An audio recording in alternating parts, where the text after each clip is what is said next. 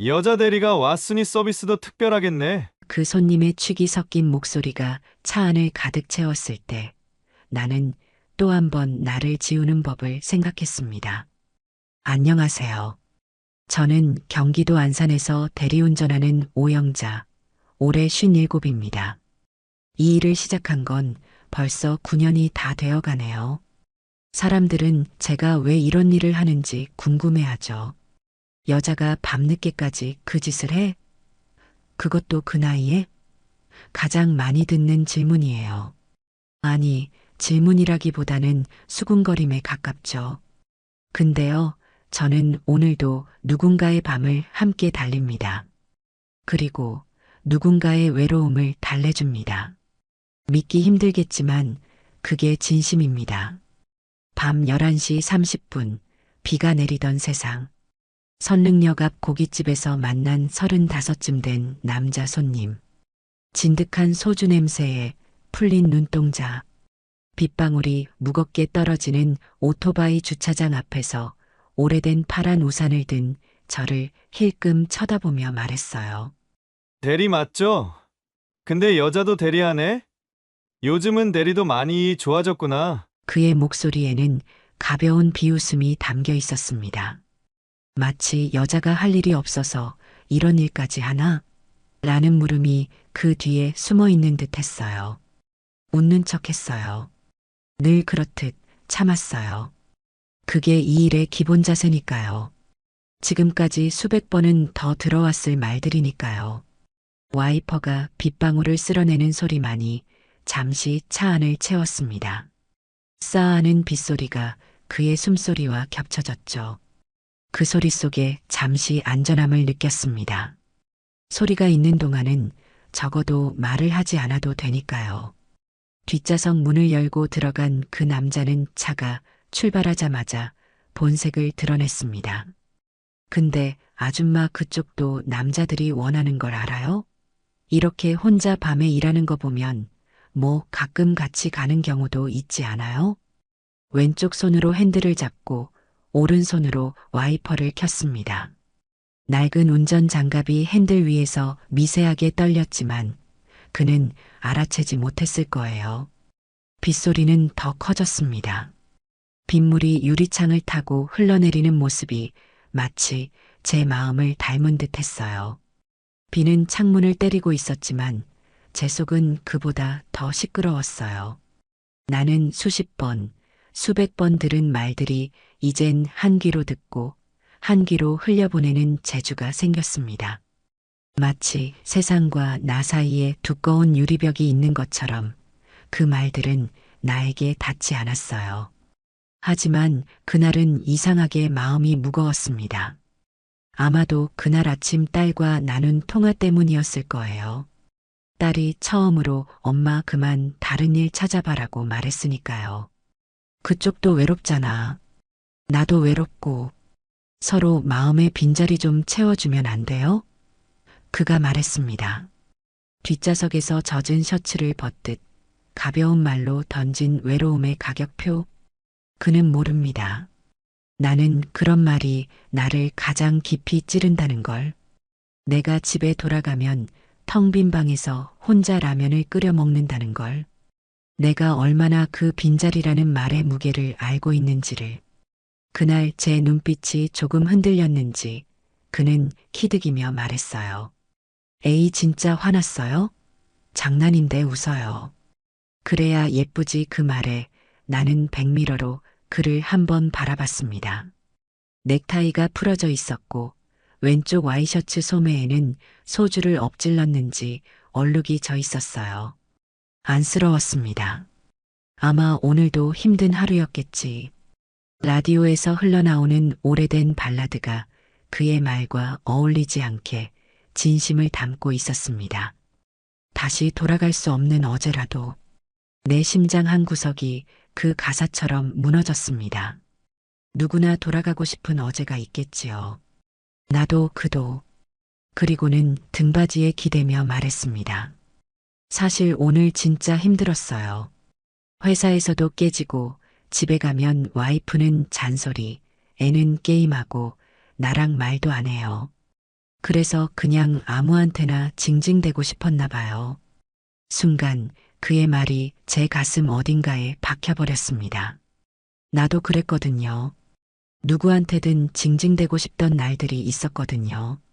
남편이 처음 손찌검을 했던 날, 딸이 학교에서 따돌림 당한다고 울던 날, 빚 독촉 전화가 하루에 10통이 넘게 오던 날.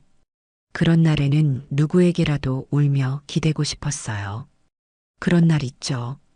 짧게 대답했습니다. 더 많은 말을 하고 싶었지만 직업적 거리감을 지키려 했어요. 하지만 내 목소리에 담긴 진심을 그도 느꼈는지 조금 놀란 눈치였습니다. 아, 기사님도 그런 날 있으셨어요? 사람이니까요. 그 짧은 말에 그의 눈빛이 달라졌습니다. 마치 처음으로 대리기사가 아닌 사람으로 저를 보는 것 같았어요. 말없이 엘리베이터 앞에 멈춘 차 안에서 그는 중얼이듯 말했습니다. 사람들은 다 내 얘기 안 듣거든요. 근데 대리기사님은 그냥 듣네요. 듣는 것만으로도 위로가 되네요. 그는 그 말만 남기고 다시 조용히 집 안으로 들어갔습니다. 등 뒤로 닫히는 문소리가 묘하게 울렸습니다. 그 소리와 함께 무언가가 내 마음속에서도 닫히는 것 같았습니다. 아니, 어쩌면 열렸는지도 모르겠네요. 저는 그날 창문을 내린 채 빗물 냄새와 술 냄새, 그리고 외로움이라는 단어에 담긴 그 남자의 진심을 오래도록 기억했습니다. 빗방울은 차창을 타고 흘러내리며 이상하게도 따뜻한 느낌을 남겼습니다. 사람들은 말합니다. 대리운전? 그거 뭐 술 취한 손님들 달래주고 뭐 그런 거 아냐? 그 말에 가려진 편견과 오해. 그 무거운 시선들이 매일 밤 저를 따라다닙니다. 맞아요. 저는 그들을 달래줍니다. 하지만 제가 달래는 건 그들의 몸이 아니라 그들의 외로운 마음입니다. 가끔은 침묵으로, 가끔은 공감의 한마디로, 또 가끔은 그저 안전하게 집에 데려다 주는 것으로요. 사람들이 알지 못하는 건 그 과정에서 제 마음도 조금씩 치유된다는 사실입니다. 저는 오영자입니다. 57, 대리운전 기사. 밤마다 사람의 마음을 달래주는 사람. 이제 제 이야기를 시작해 볼게요. 나는 태안 바닷가에서 태어났습니다. 지금처럼 관광지로 이름난 곳 말고 그땐 겨울이면 파도에 얼어붙는 마을이었죠. 신발보다 생선 비린내에 더 익숙했던 곳이었습니다. 바다에서 불어오는 바람은 항상 짠맛을 머금고 있었어요. 그 바람을 맞으며 자란 저는 아마도 그때부터 세상의 짠맛을 배웠는지도 모릅니다. 걸을 수 있을 때부터 조개를 주었고 5살 무렵엔 어머니 옆에서 생선 누나를 떼는 법을 배웠습니다. 손끝이 마르고 갈라져도 울 시간이 없었죠. 울면 어머니도 함께 우셨으니까요. 어머니의 손은 항상 바닷물에 불어 있었고 소금기에 갈라진 틈새로 비늘이 박혀 있었어요. 그런데도 그 손이 내 머리를 쓸어내릴 때면 세상에서 가장 부드러운 손길처럼 느껴졌습니다. 우리 집은 마을에서도 가장 작은 집이었어요. 방 한 칸과 부엌이 전부인 집. 겨울에는 바람이 문틈으로 들어와 이불 속까지 파고들었습니다. 그럴 때면 아버지는 바람이 춤을 추러 왔다며 저를 안아주셨어요. 가난했지만 그 품은 따뜻했습니다. 바다에서 고기를 잡아오지 못한 날에도 아버지의 웃음은 바다처럼 넓었어요. 학교는 솔직히 뭘 배웠는지도 기억이 안 나요. 아침부터 손에 물집이 잡히는 날들이 대부분이었으니까요. 새벽에 바닷가에 나가 조개를 줍고 학교에 가서는 조는 일의 연속이었습니다. 그래도 책은 좋아했어요. 유일한 탈출구였으니까요. 학교 도서관 창문 밖으로 몰래 기웃거려서 본 보물섬의 첫 장면. 그 설렘은 아직도 잊히지 않아요.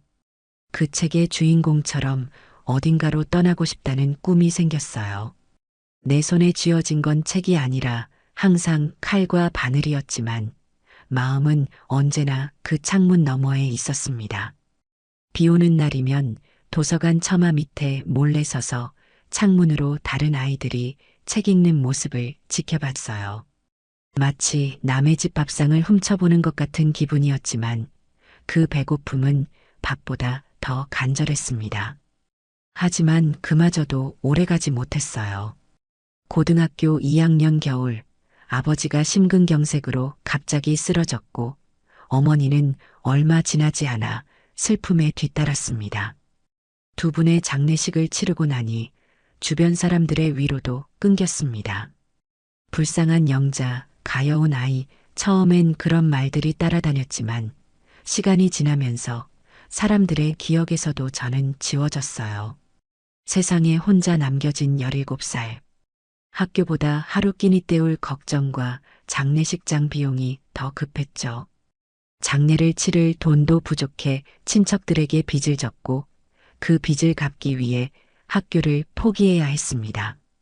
결국 학비도 못 내고 그해 겨울 학교에 자퇴서를 냈습니다. 붉은 도장 찍힌 그 서류는 아직도 제 서랍 어딘가에 있을 거예요.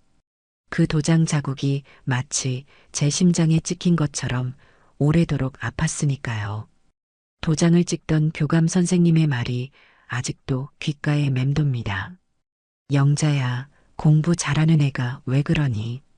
그 말에 죄송합니다라고만 답했어요. 하지만 속으로는 소리쳤습니다. 선생님, 저도 공부하고 싶어요. 다른 애들처럼 도서관에 앉아서 책 읽고 싶어요. 그냥 책만 읽게 해주세요. 그 말은 끝내 목구멍에만 맴돌았습니다. 공장에 들어갔습니다. 인천의 작은 봉제 공장이었어요. 새벽 5시 반 기숙사 기상, 6시 반 미싱 소리에 맞춰 출근. 언니, 언니 부르던 어린 동기들 사이에서 나는 속으로는 여전히 학생이었어요. 미싱을 돌리면서도 머릿속으론 책 속의 문장들을 되뇌었습니다. 그들이 잠든 새벽 화장실에 앉아 작은 스탠드 불빛으로 낡은 참고서를 훔쳐보던 시간만이 제 것이었습니다. 기숙사는 좁고 어두웠지만 적어도 지붕이 있었고 밥이 나왔습니다. 봉제 기술도 익혀갔어요. 손끝이 바늘에 찔려 피가 나도 그건 어릴 적 생선 비늘에 베인 것보다는 덜 아팠습니다.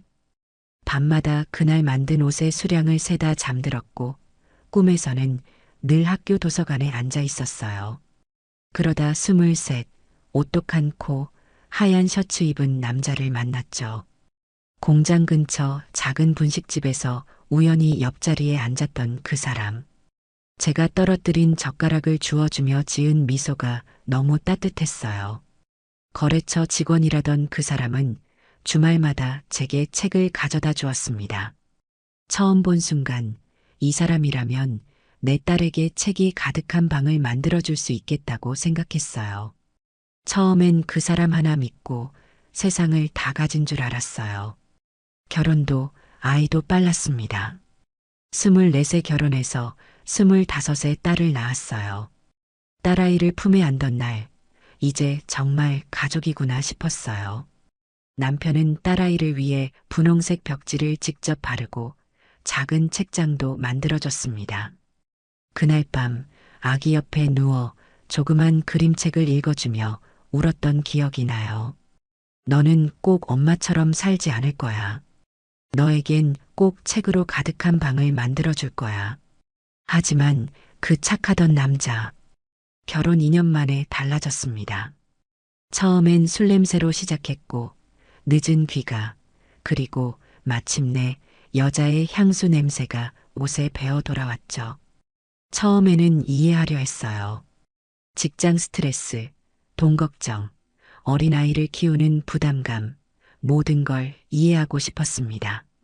밤마다 술에 취해 들어왔고 욕과 고성이 밥 먹듯이 오갔습니다. 무서웠어요. 그래도 참고 또 참았어요. 그때는 참는 게 미덕이라고 배웠으니까요.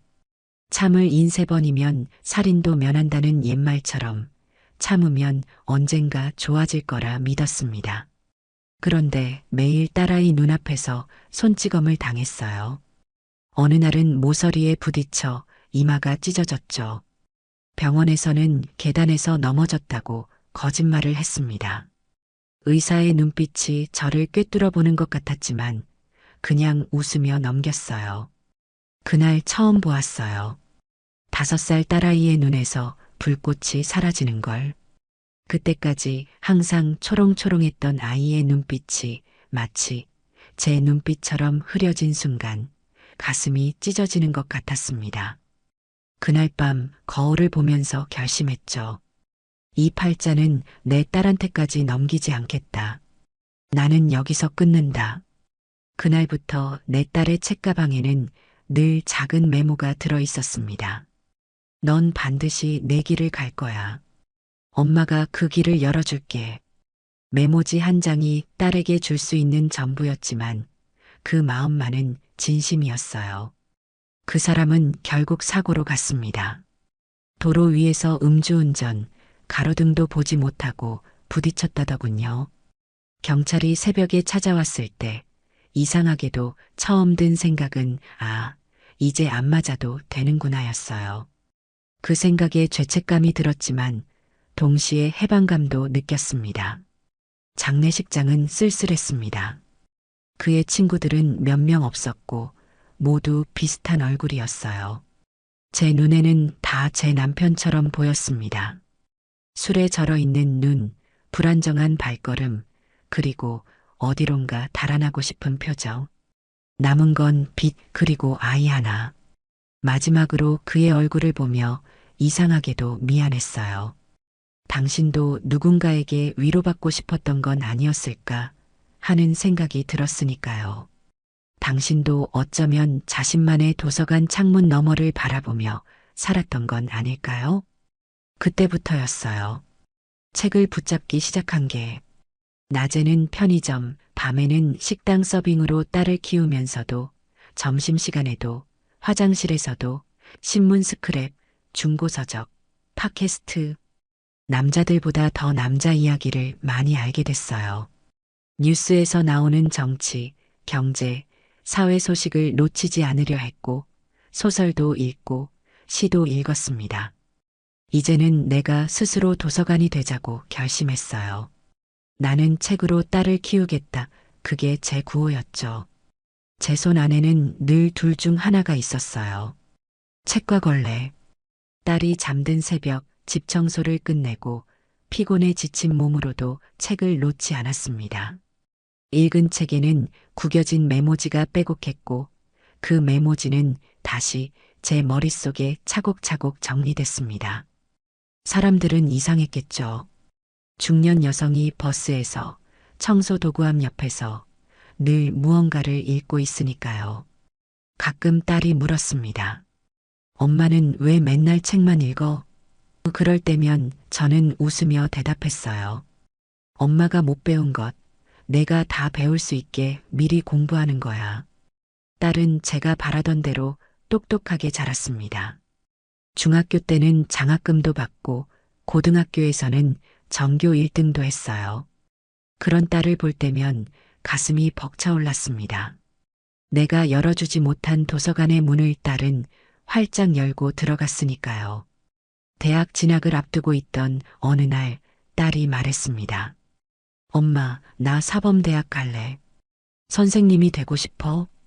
그 말을 듣는 순간 내 가슴 속에서 무언가가 완성되는 느낌이었어요. 그러다 누가 그러더라고요. 요즘 대리운전 여성도 많대요. 처음엔 말도 안 되는 소리라 생각했죠. 근데 딸이 대학에 붙고 등록금을 보고는 바로 앱에 등록했습니다. 밤에 일하면 낮에는 딸과 시간을 보낼 수 있다는 계산이었죠. 더구나 이제 딸이 대학생이 되니 밤에는 공부한다며 늦게 자는 경우가 많았거든요. 운전면허는 남편이 살아있을 때 따놓은 게 있었어요. 혹시나 그 사람이 또 술을 마시고 오면 내가 대신 운전해야겠다는 생각으로요. 그 면허가 이렇게 제 밥줄이 될 줄은 몰랐습니다. 남편을 위해 준비했던 것이 결국 저와 딸의 인생을 지탱하는 기둥이 되다니 인생은 참 아이러니하죠? 그렇게 대리운전을 시작했습니다. 밤의 도시, 술에 젖은 남자들, 외로움과 감정이 뒤섞인 택시 안. 처음엔 두려웠어요. 제가 본 남자들은 대부분 제 남편과 비슷했으니까요. 하지만 이상하게도 그 무서웠던 공간에서 제가 삶에서 배운 것이 빛을 발했습니다. 무던히 견디는 법, 말없이 듣는 법, 그리고 책에서 읽은 온갖 이야기가 술 취한 고객들을 진정시키는 도구가 됐어요. 그 안에서 나는 마음을 위로하는 여자가 됐어요. 몸이 아니라 마음으로. 그리고 아이러니하게도 내가 가장 많이 들은 말은 이런 말이었어요. 기사님, 저 사실 울고 싶었어요.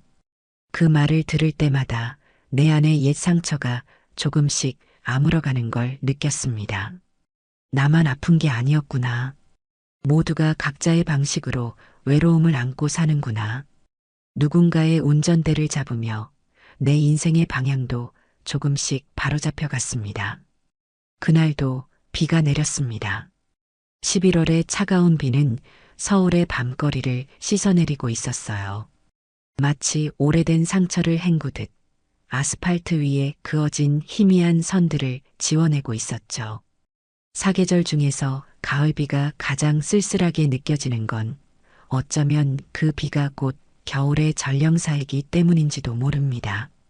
서울 도봉구의 허름한 실내 포차 앞, 남자 셋이 비틀거리며 나왔습니다. 벽돌색 외관에 행복한 시간이라는 간판이 달린 그곳은 이름과 달리 그리 행복해 보이지 않는 사람들이 드나드는 곳이었어요. 그중 가장 말수가 없던 중년 남자가 제 차 조수석에 탔습니다.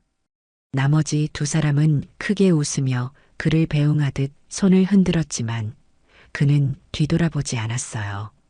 마치 거기 없었던 사람처럼 말이죠. 이쪽으로 모셔다 드리면 될까요? 제가 조심스럽게 묻자 그는 술기운 섞인 목소리로 중얼였습니다. 제가 가고 싶은 데가 있을까요?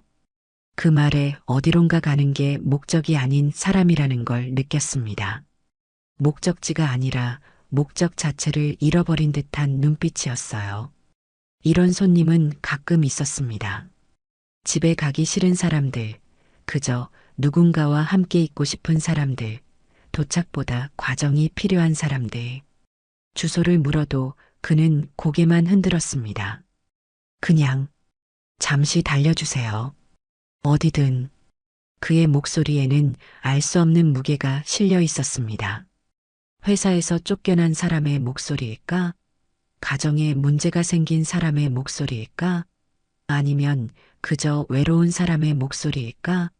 대리운전을 하다 보면 사람의 목소리에 담긴 감정을 읽는 능력이 생기게 됩니다. 차가 출발하고 몇 분 동안 침묵이 흘렀습니다. 도봉구에서 강남 방향으로 천천히 달렸어요. 강북에서 강남으로 가는 길은 언제나 조금 쓸쓸했습니다. 마치 계층의 벽을 넘어가는 것 같은 느낌이 들어서였을까요? 빗방울이 앞 유리창을 타고 흘러내리는 모습이 마치 누군가의 눈물 같았습니다. 그 투명한 물방울들이 창문을 따라 흐르는 모습을 보고 있자니 문득 딸아이가 어릴 때 비오는 창문에 손가락으로 그림을 그리던 모습이 떠올랐습니다. 그의 눈은 창밖, 저는 정면만 바라보았습니다. 그렇게 15분쯤 달렸을까요? 노란 가로등 불빛이 차 안으로 스며들 때마다 그의 얼굴이 잠시 밝아졌다가 다시 어둠에 잠겼습니다. 그런 순간마다 그의 얼굴에 드리워진 피로의 흔적이 더 선명하게 보였어요. 그가 갑자기 말을 꺼냈습니다. 기사님, 혹시 남편 있으세요? 갑작스러운 질문에 잠시 당황했지만 이런 질문도 이 일을 하다 보면 종종 받게 됩니다. 아니요, 없습니다. 짧게 대답했습니다. 아이, 있으세요? 그의 목소리가 조금 떨렸습니다. 딸이 하나 있어요. 이번엔 조금 길게 답했습니다. 딸 이야기가 나오면 저도 모르게 말수가 늘어나는 버릇이 있었거든요. 잠시 정적이 흘렀습니다. 그리고 아주 조용한 목소리로 말했습니다. 전 딸이 있었는데요. 지금은 절 안 봐요. 아내랑 이혼하고 나서 연락 끊긴 지 오래예요. 있었는데요. 라는 과거형이 가슴에 꽂혔습니다. 마치 그에게 딸은 이미 과거의 사람인 것처럼 말했으니까요. 목구멍이 탁 막히는 기분이었습니다. 그 말 한마디에 그가 내뱉던 목적 없는 여정의 의미가 조금은 보이기 시작했어요. 제 딸이 떠올랐습니다. 아무리 힘들어도 내 곁을 떠나지 않았던 딸아이. 그 소중함을 새삼 느꼈어요. 회사에선 후배들이나 몰래 웃어요. 꼰대라고 수군거리는 소리도 들리고요. 기껏해야 나이 먹고 짐 되는 사람 취급이죠. 요즘 명예퇴직 패키지라는 말이 돌아요. 제 나이 또래만 불러 설명회를 한다더군요. 그가 이어 말했습니다. 머리를 한번 쓸어 넘기더니 마치 오래 참았던 말을 쏟아내듯 이야기했습니다. 창밖으로 지나가는 도시의 불빛들이 그의 얼굴에 드리워질 때마다 그 표정은 더 깊은 고독을 담고 있었습니다. 집에 가면 불도 꺼져 있고요. 더 적막해요. 와이퍼가 빗물을 쓸어내는 소리만 잠시 들렸습니다. 뒤따르는 차들의 헤드라이트가 백미러에 반사되어 불빛이 번쩍였다 사라졌다 했습니다. 그때 라디오에선 김광석의 서른 즈음에가 나오고 있었어요.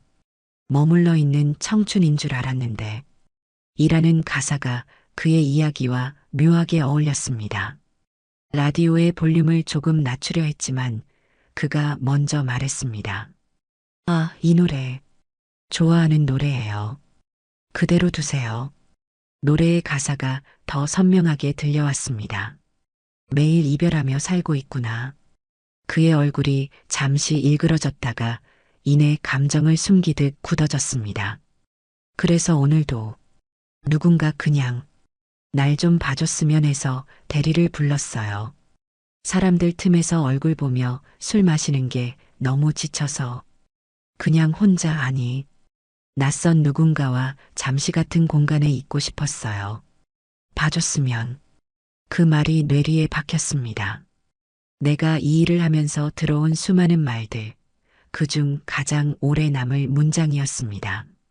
봐주다 그가 원한 건 특별한 시선이 아니라 그저 한 사람으로 존재를 인정받는 것이었겠죠.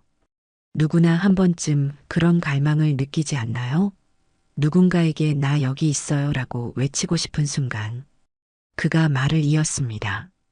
오늘 내 생일이었어요. 근데 아무도 몰라요. 그냥 누군가랑 차 안에라도 있고 싶었어요. 그 말에 저는 조용히 라디오를 껐습니다. 갑자기 그 음악이 우리 둘 사이에 너무 크게 울리는 것 같았거든요. 노래가 사라지자 차 안은 이상하게도 더 따뜻해진 것 같았습니다. 그 침묵 속에서 우리는 처음으로 서로를 들었습니다. 말이 아닌 존재를 듣는 그런 시간. 대시보드 위의 시계는 자정을 조금 넘은 시간을 가리키고 있었습니다. 11월 16일. 그의 생일은 어제였고 이제는 지나간 날이 되었네요. 하지만 어쩌면 시계의 숫자보다 중요한 건 그 순간의 의미일지도 모릅니다.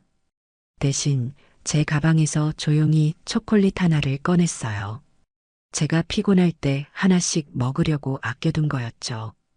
벨기에산 다크 초콜릿, 딸이 지난 생일에 선물해 준 것입니다. 늘 한 조각씩만 먹으며 아껴왔는데 오늘은 나눠줘야 할 것 같았습니다. 생일 축하드려요. 단 건 기분을 조금 나아지게 하더라고요. 그는 처음으로 고개를 돌렸습니다. 그의 눈에서 핏줄이 터졌습니다. 가슴 깊은 곳에서부터 올라오는 울음을 참는 그 모습이 내게는 마치 거울을 보는 것 같았습니다. 얼마나 많은 눈물을 마음속에 가두고 살아왔을까 싶은 표정이었어요. 아무도, 몇 년 동안 아무도, 그는 말을 잇지 못했습니다. 나도 알았습니다. 몇 년 동안 아무도 그의 생일을 기억하지 않았다는 걸. 아니, 어쩌면 기억은 했을지 모르지만 진심으로 축하해주지 않았다는 걸. 그저 형식적인 축하가 아닌 마음을 담은 말 한마디가 그에게는 필요했던 거겠죠. 초콜릿을 받아든 그의 손이 떨렸습니다. 마치 오래된 선물을 처음 받아보는 아이처럼 조심스럽게 포장지를 열었어요. 한 조각을 입에 넣고 그는 잠시 눈을 감았습니다. 그 순간 그의 얼굴에 드리웠던 그늘이 조금 옅어진 것 같았어요. 기사님도 많이 외로우셨죠? 그 한마디에 내 가슴이 찢어졌습니다. 내가 위로해준다고 생각했는데 사실 나는 그 사람을 통해 위로받고 있었던 거였어요. 그 순간 알았어요. 우리는 서로의 외로움을 알아보는 사람들이라는 걸. 세상이 기억하지 않는 생일을 기억해주는 것보다 어쩌면 서로의 외로움을 인정해주는 게 더 큰 선물일지도 모르겠습니다. 네, 많이요. 하지만 딸이 있어서 버틸 수 있었어요. 솔직하게 대답했습니다. 평소라면 하지 않았을 고백이었지만 그날은 달랐습니다. 그의 진실 앞에 내 진실을 내어놓는 것이 예의라고 느꼈어요. 딸이 몇 살인가요? 23이에요. 대학생이죠. 제 딸도 그 나이쯤이에요. 지금은 그는 말끝을 흐렸습니다. 마치 딸의 현재 나이를 계산하는 것조차 아픔이 되는 듯 했어요. 망설이다가 조심스레 물었습니다. 연락 한번 해보셨어요? 그는 쓴웃음을 지었습니다. 수백 번은 넘게요. 전화, 문자, 이메일, 편지까지. 한동안은 매일 보냈어요. 그러다 1년에 한 번, 생일에만. 지금은 그것도 안 보내요. 답장이 없으니까. 차는 어느새 강남 한복판에 와 있었습니다. 밤이 늦었는데도 불이 환하게 켜진 빌딩들, 그 사이로 분주히 오가는 사람들. 이 많은 사람 속에서도 혼자인 사람들이 있다는 것을 새삼 느꼈습니다. 어디로 모실까요? 다시 물었습니다. 이제는 목적지가 필요한 시간이었으니까요. 그냥 강남역에서 내릴게요. 강남역 인근에 차를 세웠습니다. 비는 이제 그쳤지만 길바닥은 여전히 물기를 머금고 있었어요. 그가 지불을 마치고 문을 열기 전 잠시 머뭇거리더니 말했습니다. 죄송해요. 낯선 분께 이런 얘기를. 근데 정말 고맙습니다. 오늘 밤 제가 사람이 된 기분이에요. 그리고는 명함 한 장을 내밀었습니다. 정호진이라고 합니다. 혹시 또 뵐 수 있을까요? 그날 이후 그 손님은 저에게 종종 대리를 부릅니다. 정호진 씨, 그게 그 사람 이름이었어요. 항상 똑같은 시간, 같은 장소. 단 한 번도 불편한 말을 한 적은 없습니다. 대신 항상 조수석에 앉고 이런 말을 남깁니다. 오늘도 기사님 덕분에 사람이 된 기분이에요. 처음엔 그 말이 무슨 뜻인지 몰랐어요. 그저 술 취한 사람의 감상적인 말 정도로만 생각했죠. 하지만 점점 이해하게 되었습니다. 그가 원했던 건 사람으로 대우받는 것, 그 온전한 존재를 인정받는 것이었구나. 세상은 그를 꼰대, 늙은이, 전 남편, 불편한 아버지라는 꼬리표로만 바라봤을지 모릅니다. 하지만 제게는 그저 정호진이라는 한 사람, 생일에 초콜릿을 받고 눈물 지었던 사람, 딸을 그리워하는 아버지, 외로움을 품고 사는 중년의 남자였습니다. 그렇게 한 사람, 그 사람 하나가 내 밤을 바꾸기 시작했습니다. 그를 태울 때면 최근에 읽은 책 이야기를 조금씩 했어요. 그는 놀라워했죠. 어떻게 그런 책을 다 읽으셨어요? 내 대답은 간단했습니다. 제가 가진 건 시간뿐이었으니까요. 그리고 책은 제게 창문이었어요. 더 넓은 세상으로 향하는. 그는 주로 경제 이야기를 했습니다. 복잡한 용어들도 있었지만 이상하게도 책을 통해 그런 지식이 조금은 있었기에 대화가 이어질 수 있었어요. 점점 대화가 깊어졌습니다. 그는 투자회사에서 일한다고 했어요. 20년 넘게 한 회사에서만 일했다고요. 하지만 이제는 올드보이라 불리며 점점 밀려나고 있었습니다. 젊은 직원들은 그의 경험보다 새로운 기술을 우선시했고 회사는 그를 점점 소외시켰죠. 요즘 AI니 뭐니 하는데 사람의 경험이 얼마나 소중한지 모르는 것 같아요. 제가 몸으로 배운 시장의 감이라는 게 있거든요. 그의 말에 고개를 끄덕였습니다. 나도 이해했으니까요. 책으로 배운 지식과 삶으로 얻은 지혜는 다르다는 것을. 둘 다 소중하지만 때로는 후자가 더 깊은 울림을 준다는 것을. 어느 날 밤 그가 조용히 말했습니다. 제 회사 근처에서 가끔 점심이라도 같이 드실래요? 이렇게 밤에만 뵙는 것보다 처음으로 다른 시간대의 만남을 제안했어요. 잠시 망설였지만 수락했습니다. 그렇게 우리의 대화는 차 안에서 작은 식당으로 옮겨졌고 때로는 공원 벤치로 또 때로는 카페로 확장되었습니다. 나는 여전히 누군가의 마음을 위로하는 사람입니다. 하지만 이제 그 마음이 보이지 않기를 바라는 외침이라는 걸 압니다. 정호진 씨를 통해 배운 가장 소중한 진실이었습니다. 세상의 모든 사람은 그저 보여지기를 원하는 게 아닐까요? 있는 그대로 온전히 바라봐 주기를. 그 손님 정호진 씨는 그렇게 며칠에 한 번씩 저를 불렀습니다. 어떤 날은 회사 일로 지쳐 길게 한숨만 쉬었고 또 어떤 날은 딸 이야기를 하다 말을 잇지 못하기도 했죠. 대부분은 그저 조용히 앉아 창밖만 바라봤습니다. 도착하면 차에서 내리기 전 항상 이렇게 말했습니다. 오늘도 고마워요. 이 차 안에선 세상이 멈춘 것 같아요. 그런 일상이 2달쯤 지났을 때였습니다. 어느 날 평소와는 다른 출발지를 찍어 호출이 왔습니다. 서초동의 고급 건물 앞 유리 외벽이 밤하늘을 반사하는 곳이었어요. 양복 입은 사람들이 오가는 그곳에 낯익은 얼굴이 서 있었습니다. 정호진 씨, 오늘은 취하지도 지쳐 보이지도 않았습니다. 대신 정장에 넥타이까지 맨 채 미소를 지으며 제게 다가왔어요. 오늘은 술 마신 거 아니에요. 그냥 한번 정식으로 부탁드리고 싶어서요. 그는 뒷좌석이 아닌 조수석에 앉았습니다. 향수 냄새가 은은히 풍겼습니다. 제가 알던 고단한 퇴근길에 그 사람과 달랐어요. 뭐요? 조심스럽게 물었습니다. 그와의 관계가 어디로 향하는지 처음으로 불안해졌어요. 혹시 이런 친절이 다른 의도로 이어지는 건 아닐까 하는 의심이 들었습니다.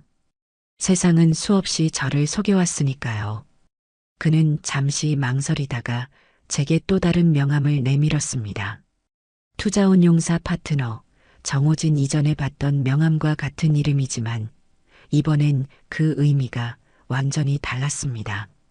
전에는 그저 술에 취한 손님의 신분증 같은 존재였다면 지금은 사업 파트너로서의 제안을 담고 있었죠. 그동안 그를 대하던 방식이 떠올라 순간 당황스러웠어요. 제가 요즘 고민이 많았어요. 어떻게 하면 진짜 사람을 위한 사업을 만들 수 있을까? 그는 말했습니다. 기사님을 몇 번 만나면서 생각했어요. 이 사람은 그냥 운전하는 게 아니구나.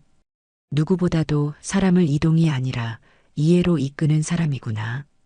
그런 서비스, 내가 도와드리고 싶어졌습니다. 나는 처음엔 웃었어요. 저 같은 사람이 무슨 사업이래요. 투자니 뭐니 그런 건 뉴스에서만 나오는 얘기잖아요. 그의 제안이 현실감 없게 들렸습니다. 평생 누군가의 지시에 따라 살아온 제게 갑자기 사업을 시작하라니요. 그것도 이런 대형 빌딩 앞에서 정장 차림의 투자자가 말하니 마치 영화의 한 장면 같았습니다. 하지만 그는 진지했어요. 기사님, 우린 지금까지 사람을 운송했지, 감정을 이해하려고 한 적은 없어요. 사실, 제가 기사님 차에서 울었던 그날 이후로 계속 생각해 왔어요. 왜 낯선 대리운전 기사 앞에서 마음이 열렸을까? 그건 기사님의 특별한 재능이에요. 그의 말이 제 가슴을 따뜻하게 했지만 동시에 겁이 났습니다. 저는 그날 그를 거절했어요. 생각해 볼게요. 라는 말만 남기고 그와 헤어졌습니다. 그리고 한 달을 피했습니다. 일부러 그 지역의 호출은 받지 않았고 그의 직접 연락도 받지 않았어요. 두려웠습니다. 내가 아는 세상은 늘 바닥에서 위를 올려다보는 세상이었으니까요. 그곳엔 내 자리가 없을 것 같았습니다. 책으로 배운 지식도 있었지만 그건 어디까지나 남의 이야기였지 내 삶은 아니었습니다. 사업이라니 그건 마치 다른 행성의 이야기처럼 느껴졌어요. 그러다 어느 날 딸이 물었어요. 엄마, 요즘 왜 그렇게 불안해 보여?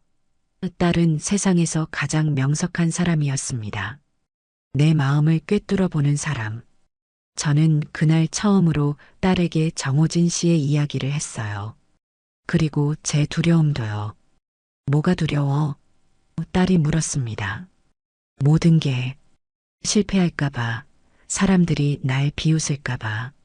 지금까지 해본 적 없는 일이라서, 그리고 내가 거기 어울릴 것 같지 않아서. 딸은 잠시 생각하더니 이렇게 말했습니다. 엄마가 그동안 책을 읽었던 이유는 뭐였어? 내가 더 넓은 세상을 보게 하려고 그랬잖아. 근데 정작 엄마는 그 세상에 발을 딛길 두려워해. 그 말에 뭔가 깨달았습니다. 내가 정말 두려워한 건 실패가 아니라 성공의 가능성이었던 거예요. 내가 그동안 운전석에서 달래주던 사람들의 마음. 그건 바로 내 안의 마음이기도 했습니다. 인정받고 싶은, 누군가에게 의미 있는 존재가 되고 싶은 마음. 다음 날 저는 정호진 씨에게 연락했습니다. 그는 기다렸다는 듯이 만남을 제안했어요. 이번에는 술집이 아닌 강남의 작은 카페였습니다. 테이블 위에는 종이 한 장이 놓여 있었어요.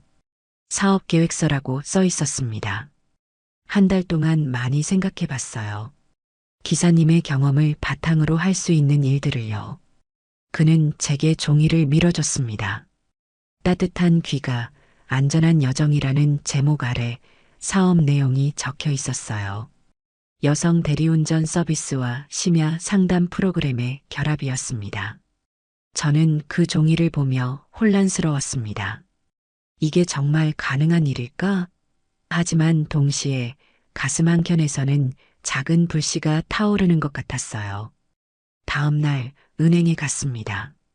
사업자 대출 상담을 받기 위해서였죠. 하지만 결과는 예상대로였습니다. 담보가 없으면 어렵습니다. 상담원의 목소리는 공손했지만 그 속에 담긴 의미는 명확했습니다. 당신 같은 사람은 안 됩니다. 은행에서 돌아오는 길, 비가 쏟아졌습니다. 그 말이 빗소리보다 크게 들렸습니다. 또다시 제 앞에 벽이 생긴 기분이었어요. 정호진 씨에게 그 소식을 전했습니다. 그는 잠시 생각하더니 이렇게 말했어요. 제가 투자하겠습니다. 하지만 한 가지 조건이 있어요. 뭔데요? 돈이 되어야 합니다. 아무리 좋은 취지라도 지속 가능한 수익 모델이 없으면 오래 가지 못해요. 사람을 돕는 일이 계속되려면 이 사업도 경제적으로 건강해야 합니다. 그 말에 처음으로 목소리를 높였습니다. 정호진 씨가 말씀하시는 건 이해해요. 하지만 제가 진짜 하고 싶은 건 돈을 버는 게 아니라 사람을 돕는 일입니다. 그냥 사람들, 그 사람들의 외로움을 조금이라도 덜어주는 거예요. 제가 대리운전하면서 느낀 건 사람들이 얼마나 외로운지, 얼마나 누구에게든 자기 얘기를 하고 싶어 하는지예요. 수익은 필요하지만 그게 최우선이 되면 안 될 것 같아요. 그래서 더 사업이 필요한 거예요. 그의 눈빛이 진지했습니다. 한 사람의 선의만으로는 지속하기 어려운 일이니까요. 기사님이 지금처럼 하루 몇 명을 만날 수 있죠? 하지만 사업이 된다면 수십, 수백 명의 외로운 사람들에게 손길을 내밀 수 있어요. 우리는 그날 밤 늦게까지 논쟁했습니다.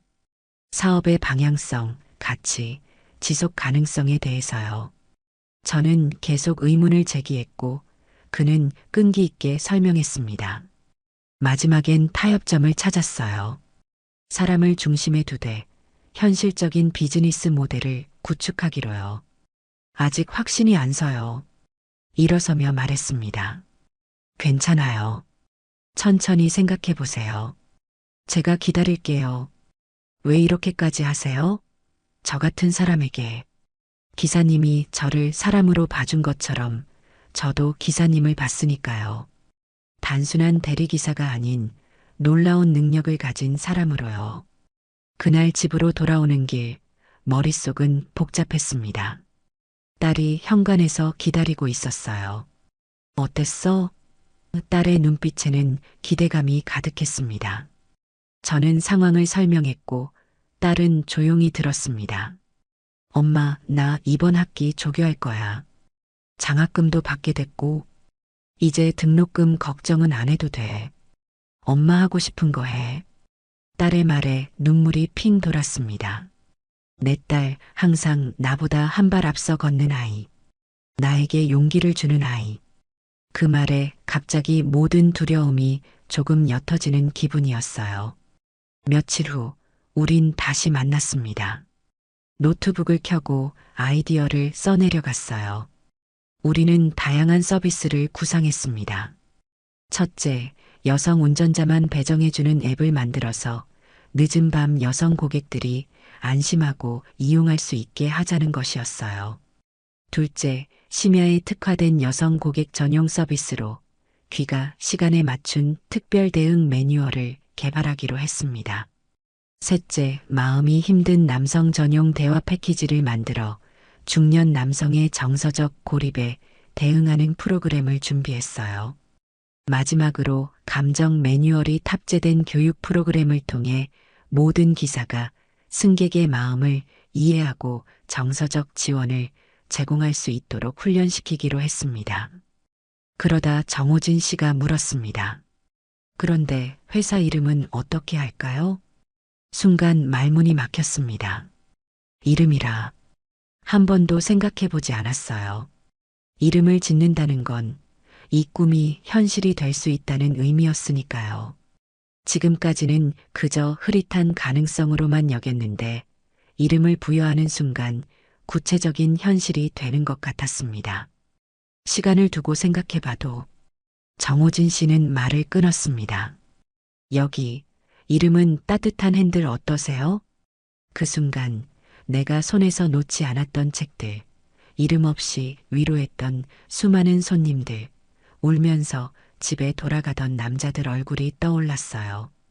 그리고 매일 밤 차가운 핸들을 잡으며 느꼈던 그 감각, 누군가의 인생을 잠시 맡아 운전하는 그 책임감, 핸들이요. 그 단어를 곱씹었습니다. 핸들은 방향을 정하는 도구입니다. 누군가의 인생 방향에 잠시 함께하는 존재.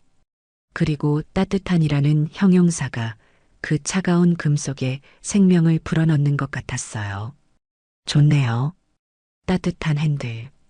그날 밤 마지막 손님을 내려주고 빈 차 안에서 핸들을 붙잡고 울었습니다. 차가운 핸들이 내 눈물에 따뜻해졌을 때 문득 깨달았습니다. 그래, 따뜻한 핸들. 그게 바로 내가 되고 싶었던 사람이었어요. 누군가의 인생을 잠시 맡아 운전하되 그 짧은 시간만큼은 가장 따뜻한 손길이 되어주는 사람. 이제 그 손길이 더 많은 사람에게 닿을 수 있게 된다는 생각에 가슴이 벅차올랐습니다. 한참을 울고 난 후 집으로 돌아가는 길에 딸에게 전화했습니다. 딸, 엄마 결정했어. 한번 해볼게. 응, 알았어, 엄마. 난 항상 엄마 편이야. 그 말에 다시 눈물이 났습니다. 어쩌면 내 인생에서 가장 중요한 두 사람, 내 딸과 내게 두 번째 기회를 준 그 사람. 그 두 사람 덕분에 나는 다시 핸들을 잡을 용기를 얻었습니다. 이번엔 내 인생의 핸들을요. 대표님, 오늘도 인터뷰 하나 잡혔어요. 30살 초반의 직원이 다가와 말을 건넸습니다. 이젠 익숙해진 말입니다. 오영자 대표, 따뜻한 핸들 주식회사 CEO, 그리고 아직도 밤마다 핸들을 잡는 현장 대리운전 기사. 사람들은 묻습니다. 이제 대표인데 왜 아직도 운전대를 잡으세요? 대답은 항상 같아요. 핸들을 놓는 순간 내가 잊을지도 모른다는 것을. 모든 것이 시작된 그 자리, 누군가의 외로움이 시작되는 그 순간을. 사무실 한켠 작은 탁자 위엔 오래된 시집과 딸이 사준 무선 키보드, 그리고 아직도 다 읽지 못한 인문학 책 한 권이 놓여 있었습니다. 책상 뒤 창문은 유리창이 큰 편이었어요. 마치 어릴 적 학교 도서관 창문처럼 저는 그 창을 통해 더 넓은 세상을 바라봅니다. 이제는 창문 밖에서 들여다보는 것이 아니라 창문 안에서 밖을 내다보는 위치가 되었네요. 오늘은 울산에서 기사님 두 분이 신규 등록하셨어요. 한 분은 경력 12년, 또 한 분은 61세래요. 이제 따뜻한 핸들은 전국 6개 도시에 지점이 있고 등록 기사만 213명. 특히 40대 이상 여성 기사가 전체의 65%를 차지합니다. 처음 시작할 때는 상상도 못했던 규모로 성장했어요. 하지만 성장 과정이 순탄했던 건 아닙니다. 첫 3개월은 적자였고 사무실 월세도 못 낼 지경이었어요. 기사 모집도 어려웠습니다. 여자가 밤에 뭘 한다고? 위험해서 못해. 이런 반응이 대부분이었으니까요. 그때 정호진 씨가 제게 말했습니다. 우리 지금이 가장 중요한 고비예요. 지나면 반드시 다른 풍경이 보일 겁니다. 그 말을 믿고 버텼습니다. 그리고 정말 달라지기 시작했어요. 첫 번째 전환점은 한 여성 고객의 SNS 게시물이었습니다. 밤 11시 여성 대리기사님이 운전해 주셨는데 평생 처음으로 안심하고 잠들 수 있었어요. 그 게시물이 바이럴되면서 여성 고객이 급증했고 그에 맞춰 여성 기사도 늘었습니다. 두 번째 전환점은 심야 대화 서비스였어요. 처음엔 반응이 없었지만 한 유명 방송인이 우연히 이용한 후 방송에서 언급했습니다. 내가 술에 취해 울었는데 그분이 그저 들어주셨어요. 그날 이후 제 삶이 바뀌었습니다. 그때부터 사람들이 우리 서비스의 진정한 가치를 알아봐 주기 시작했어요. 그리고 마지막 전환점은 어쩌면 가장 의외의 순간이었습니다. 한 대형 기업의 임원이 우리 서비스를 이용하고 자사 직원 복지 프로그램으로 계약을 제안한 거죠. 업무 스트레스로 고통받는 직원들에게 필요한 서비스입니다. 그 계약 하나로 회사는 안정궤도에 올랐고 더 많은 기사를 고용할 수 있게 되었습니다. 요즘 딸아이는 가끔 사무실로 도시락을 싸옵니다. 엄마 이제는 좀 천천히 살아도 되라는 말을 꼭 웃으며 한마디 곁들입니다. 그럴 때면 가슴이 벅차오릅니다. 내가 끊고 싶었던 이 고단한 팔자, 진짜로 내 딸에게 물려주지 않았다는 증거 같아서요. 딸은 이제 대학원생이 되었고 어린 학생들을 가르치는 조교로 일하고 있습니다. 언젠가 그 아이가 책으로 가득 찬 교실에서 아이들을 가르치는 모습을 상상하면 지금도 눈물이 납니다. 엄마, 이거. 지난 주말 딸이 내민 것은 10년 전 내가 버스 안에서 읽다 잃어버렸다고 했던 시집이었습니다.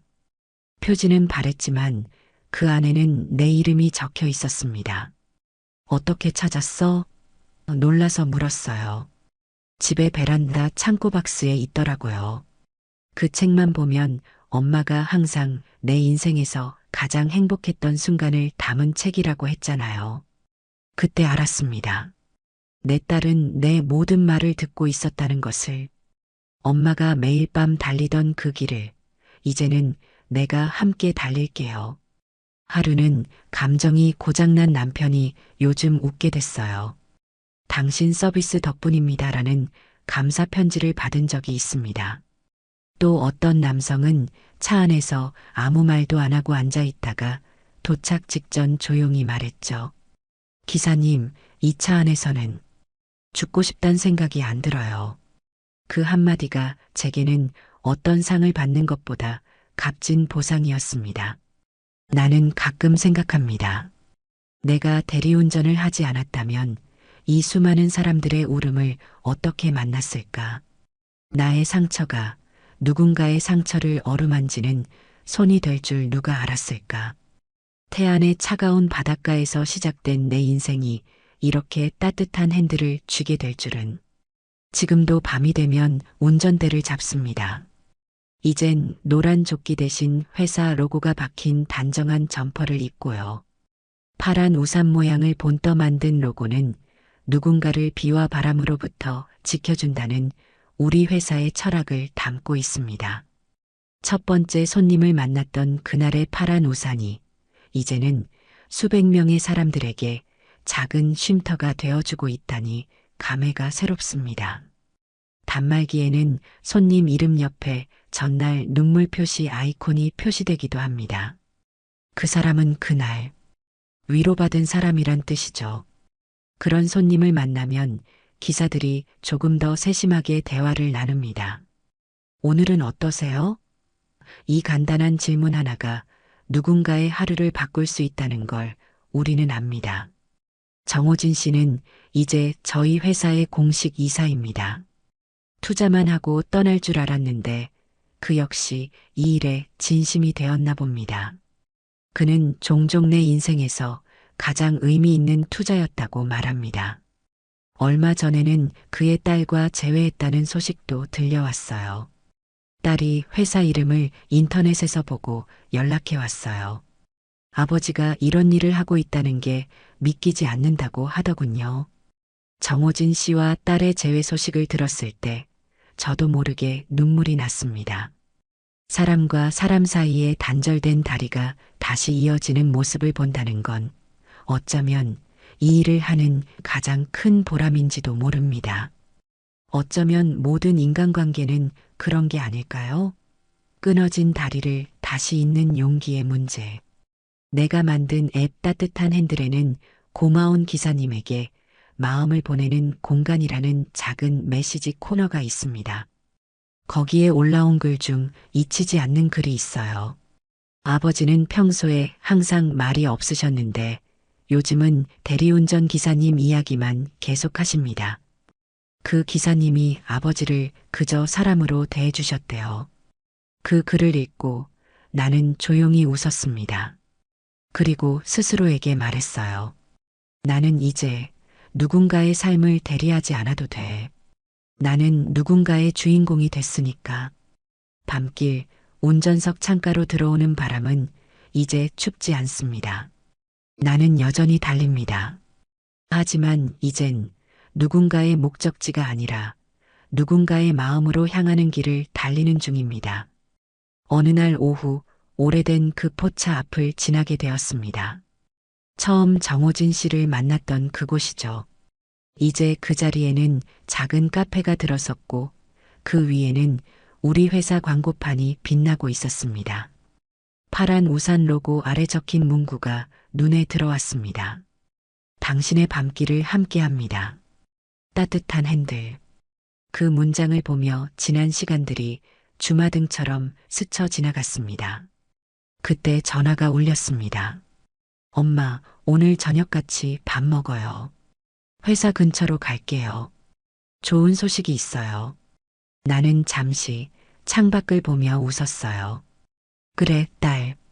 우리 오늘 따뜻한 핸들로 조금 천천히 달려보자. 사람들은 내게 외로움을 달래준다고 했지만 모든 외로움의 근원은 결국 보이지 않는 나를 누군가 봐주길 바라는 마음이었을 뿐이니까. 인생은 목적지가 아니라 함께 가는 여정입니다. 그리고 저는 매일 밤 그 여정을 함께할 준비가 되어 있습니다. 때로는 운전석에서, 때로는 조수석에서, 또 때로는 그저 옆에서 걷는 사람으로. 저는 오영자입니다. 57, 대리운전 기사이자 따뜻한 핸들의 대표, 밤마다 사람의 마음을 달래주는 사람. 이제 제 이야기는 끝이 아닌 새로운 시작입니다. 오늘 이야기 어떻게 보셨나요? 마음에 드셨다면 좋아요와 구독 부탁드릴게요. 여러분의 댓글 하나하나가 큰 힘이 됩니다. 감기 조심하세요. 건강이 최고입니다.